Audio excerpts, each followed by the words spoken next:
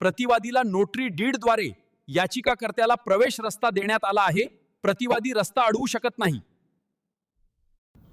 नमस्कार मित्रांनो, एखादा रस्ता नोटरी दस्ताने रस्ता लिहून घेतला असेल, परंतु तो रस्ता भविष्यामध्ये जर आपल्याला अडवला गेला तर आपल्याला त्या नोटरी दस्ताचा काय फायदा होणार याबाबत सविस्तर माहिती आजच्या व्हिडिओमध्ये जाणून घेणार आहोत. मित्रांनो, मी आपला वकील मित्र विशाल गावडे, कोर्ट कचेरी या युट्यूब चॅनलवर आपल्या सर्वांचं स्वागत आहे. मित्रांनो, आपण एखाद्या शेतजमिनीमध्ये जाण्यासाठी, म्हणजे उदाहरण घेऊया मित्रांनो, की ए बी सी असे 3 शेतकरी आहेत आणि ए हा रस्त्यालगतचा शेतकरी आहे, बी हा मधला शेतकरी आहे आणि सी हा शेवटचा शेतकरी आहे. तर मित्रांनो, आपल्याला बीच्या शेतामध्ये जाण्यासाठी ए ने रस्ता देणे गरजेचे आहे आणि सी ला शेतात जाण्यासाठी बी ने रस्ता देणे गरजेचे आहे.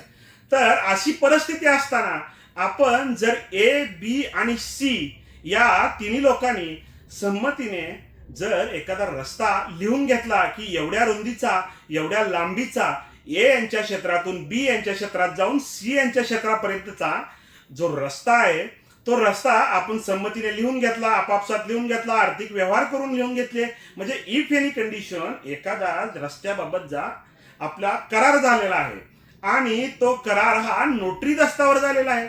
म्हणजे मेहरबान नोटरी सोय यांच्यासमोर आपण करार तो नोंदवला स्टॅम्प पेपर सहित, आणि तो करार नोंदवल्यानंतर काही दिवसानंतर त्या ए चे, बी चे अथवा सी यांनी तिघांनी जर सी अडवू शकत नाही, सी शेवटी आहे, बी नी सी ला जाण्यासाठी अडवले अथवा ए नी बी ला आणि सी ला जाण्यासाठी अडवले, तर त्या आपण जो नोटरीचा करार केलेला आहे त्या नोटरीच्या कराराचा आपल्याला काय फायदा होईल या विषयाबद्दल आपण या व्हिडिओमध्ये चर्चा करत आहे. मित्रांनो, तर की ए बी सी यांनी संमतीने नोटरीचा दस्त केला होता आणि त्या नोटरीच्या दस्तामध्ये नमूद केलं होतं की एवढ्या रुंदीचा आणि एवढ्या लांबीचा रस्ता आपण सोडलेला आहे, सर्वांच्या संमतीने सोडलेला आहे. त्याबद्दल काही जमीन सरकारने दिली असेल, पैसे दिले असतील, म्हणजे त्या झालेल्या एक विचाराने तो रस्ता तयार केलेला होता.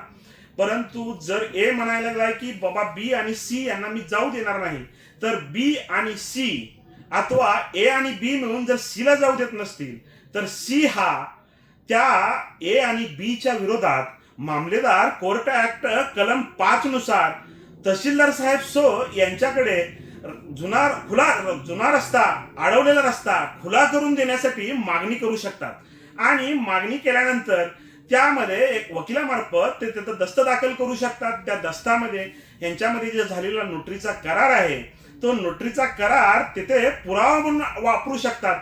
म्हणजे जेणेकरून ह्यांचा संमतीने झालेला रस्ता होता, या रस्त्याची गाव नकाशामध्ये अथवा गट नकाशामध्ये कोठेही जर उल्लेख नसला, तर ह्या झालेला जो नोटरी दस्ताचा करार आहे, या कराराच्या माध्यमातून तेथे रस्ता होता आणि तो रस्ता वहिवाटीत होता आणि तो रस्ता आता कुभावनेने अडवलेला आहे, म्हणून तो रस्ता खुला करून द्यावा असा आपण माननीय तहसीलदार साहेब सो यांच्याकडे अर्ज दाखल करू शकतो आणि त्या अर्जाच्या अनुषंगाने, त्या नोटरी दस्ताच्या अनुषंगाने आपल्याला पुरावा म्हणून नोटरी दस्त वापरता येईल, तो पुरावा ग्राह्य धरला जाईल आणि त्या अनुषंगाने आपल्याला त्याच्यामध्ये जो काही असेल तो निकाल मिळून जाईल. मित्रांनो, तर नोटरी आपण संमतीने केली, रस्ता ठरवला, त्याबाबत काय करायचं हे आपण सविस्तर या व्हिडिओमध्ये बोललेलो आहे.